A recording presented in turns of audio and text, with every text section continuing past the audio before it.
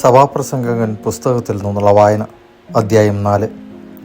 വീണ്ടും ഞാൻ സൂര്യന് കീഴെയുള്ള എല്ലാ മർദ്ദനങ്ങളും വീക്ഷിച്ചു. മർദ്ദിതരുടെ കണ്ണീര് ഞാൻ കണ്ടു. അവരെ ആശ്വസിപ്പിക്കുവാൻ ആരുമുണ്ടായിരുന്നില്ല.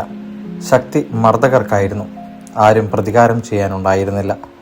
ജീവിച്ചിരിക്കുന്നവരെക്കാൾ ഭാഗ്യവാന്മാരാണ് മരിച്ചുപോയവരെന്ന് ഞാൻ വിചാരിച്ചു.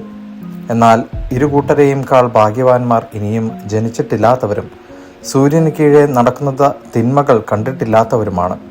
എല്ലാ അധ്വാനവും എല്ലാ വൈദഗ്ധ്യവും മനുഷ്യരുടെ പരസ്പര സ്പർദ്ധയുടെ ഫലമാണെന്ന് ഞാൻ ഗ്രഹിച്ചു. ഇതും മിഥ്യയും പാഴ്വേലയുമാണ്. ഭോഷൻ കയ്യും കെട്ടിയിരുന്ന് ക്ഷയിക്കുന്നു. ഒരു പിടി സ്വസ്ഥതയാണ് ഇരു കൈകളും നിറയെയുള്ള അധ്വാനത്തെക്കാളും പാഴ്വേലയേക്കാളും ഉത്തമം. സൂര്യന് കീഴെ വീണ്ടും ഞാൻ മിഥ്യ കണ്ടു. പുത്രനോ സഹോദരനോ ആരുമില്ലാത്തവനും അധ്വാനത്തിന് അറുതിയില്ല. ധനം എത്രയായാലും അവന് മതി വരുന്നില്ല. ആർക്കു വേണ്ടിയാണ് അധ്വാനിക്കുകയും സന്തോഷങ്ങൾ ഉപേക്ഷിക്കുകയും ചെയ്യുന്നതെന്ന് അവൻ ചിന്തിക്കുന്നില്ല. ഇതും മിഥ്യയും പരിതാപകരവുമാണ്. 2 പേർ ഒരാളേക്കാൾ മെച്ചമാണ്, കാരണം അവർക്കൊരുമിച്ച് കൂടുതൽ ഫലപ്രദമായി അധ്വാനിക്കാൻ കഴിയും.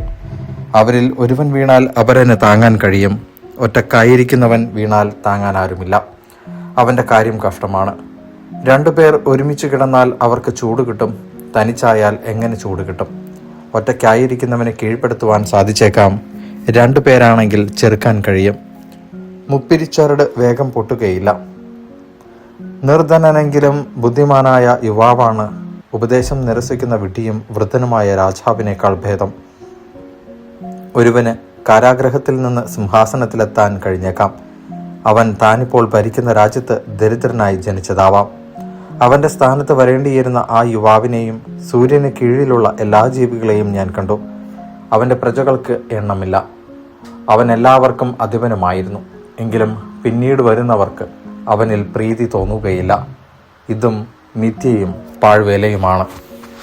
ദൈവവചനമാണ് നാം കേട്ടത്.